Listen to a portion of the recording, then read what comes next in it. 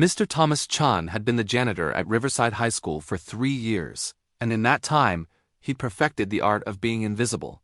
He arrived before dawn to unlock the doors, mopped the hallways while classes were in session, and emptied trash cans while teenagers laughed and gossiped around him as if he were part of the furniture.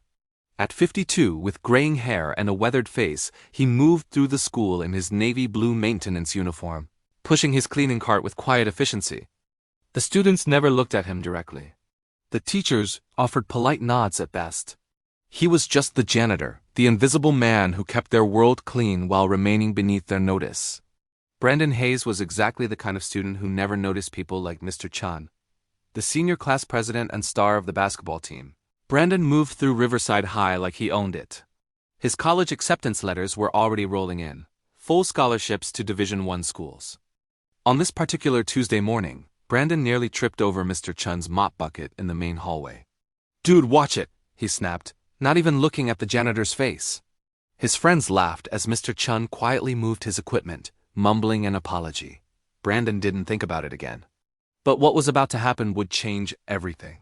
Stay with this story, because what comes next will leave you speechless. The assembly was scheduled for Wednesday morning, one of those mandatory gatherings students typically spent whispering to friends. The principal had mentioned a special guest, a retired Army general speaking about Veterans Day, but most students weren't particularly interested. They filed into the auditorium with usual chaos. Mr. Chun stood in the back near the exit with his cleaning cart, ready to handle any spills. Invisible as always. When General William Morrison walked onto the stage, the auditorium fell into respectful but restless quiet. He was imposing even in his 70s, his uniform decorated with more ribbons and medals than most students had ever seen. "We often think of heroes as people in movies or history books," the general said, scanning the crowd. "But heroes walk among you every single day.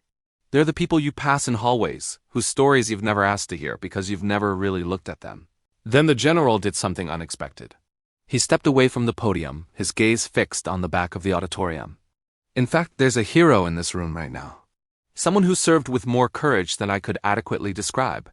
Someone who earned this nation's highest honors and who now works here among you every single day." The auditorium stirred with curiosity. Students craned their necks, looking around. The general raised his voice. "Sergeant First Class Thomas Chun, would you please come down here? If you're realizing you might have a hero in your own life you've never noticed, hit that like button and subscribe for more stories that remind us to look deeper." The name echoed through the auditorium, and heads began turning toward the back. Mr. Chun stood frozen by his cleaning cart, his face showing shock and discomfort. He shook his head slightly, but the general gestured firmly. "Sergeant Chun, that's an order." Slowly, reluctantly, Mr. Chun walked down the aisle. Students parted, staring, as the invisible janitor made his way toward the stage. Brandon watched, his mind struggling to connect the man he dismissed yesterday with the title of Sergeant First Class. When Mr. Chun reached the stage, the general met him at the stairs and did something that made the entire auditorium gasp. He came to attention and rendered a full military salute. Mr. Chun, after a moment's hesitation, straightened his posture in a way that suddenly made him look taller, stronger, revealing the soldier beneath the janitor's uniform. He returned the salute with precision that spoke of muscle memory from another life. The general held it for a long moment before dropping his hand. "Ladies and gentlemen," the general addressed the stunned audience, his hand on Mr. Chun's shoulder. "This man is a recipient of the Silver Star, the Bronze Star with Valor, and 2 Purple Hearts. In 2008, in the Korangal Valley of Afghanistan, Sergeant Chen's convoy was ambushed. 3 vehicles were hit by RPGs. While under intense enemy fire, he pulled 4 wounded soldiers from burning vehicles. He held a defensive position alone for 20 minutes while calling in air support and coordinating medical evacuation. He took shrapnel in his leg and back, but refused medical attention until every single member of his unit was accounted for. He saved 11 lives that day. 11 soldiers went home to their families because this man refused to leave anyone behind." The auditorium was dead silent. Brandon felt like he couldn't breathe. He thought about yesterday, about dismissing Mr. Chun like he was nothing, about the countless times he'd walked past him without a second glance. The general continued. After his service, Sergeant Chen struggled with PTSD and economic hardship. He took this job not because it was his dream, but because it allowed him to serve his community in a different way. He's here every morning before any of you arrive and leaves long after you go home. And until this moment, most of you didn't even know his name. Mr. Chun stood on that stage looking deeply uncomfortable. But Brandon noticed something else now. The way he stood, ramrod straight, the quiet dignity in his weathered face. The calluses on his hands that spoke of years of hard work. This was a man who'd faced death and chose to save others. The general asked if he'd like to say anything. Mr. Chun looked out at the sea of teenage faces. Many now ashamed, many crying, all finally seeing him. I didn't do anything special. I did what any soldier would do.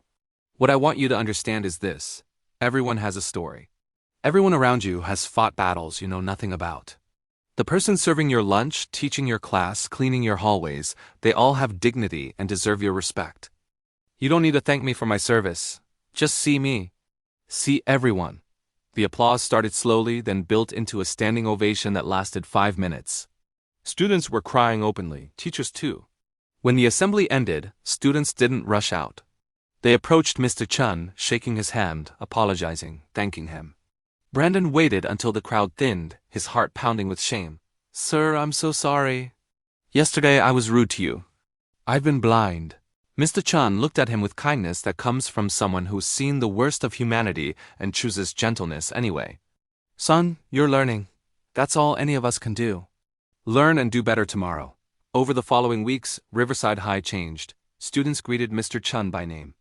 Teachers had real conversations with him. The basketball team invited him to games. Someone started a scholarship fund in his name for veterans. Brandon began arriving early to help Mr. Chun, listening to stories about Afghanistan, about what service really meant. On graduation day, when Brandon gave his valedictorian speech, he talked about learning. To see people about understanding that heroism doesn't always wear a uniform. Sometimes it pushes a mop cart while teaching patience and dignity to anyone wise enough to notice. If this story made you think about the invisible people in your own life, share this video with someone who needs the reminder that everyone matters. Drop a comment about a time you learned someone's hidden story and it changed your perspective. And if you work in service, if you're someone people don't always see, know that your story matters, your dignity is real, and you deserve to be seen for the whole person you are. Subscribe for more stories that remind us we're all connected and valuable. Because the greatest act of kindness isn't a grand gesture. It's seeing someone's humanity when the rest of the world looks right through them. Mr. Chun taught an entire school that lesson. Let's make sure we never forget it.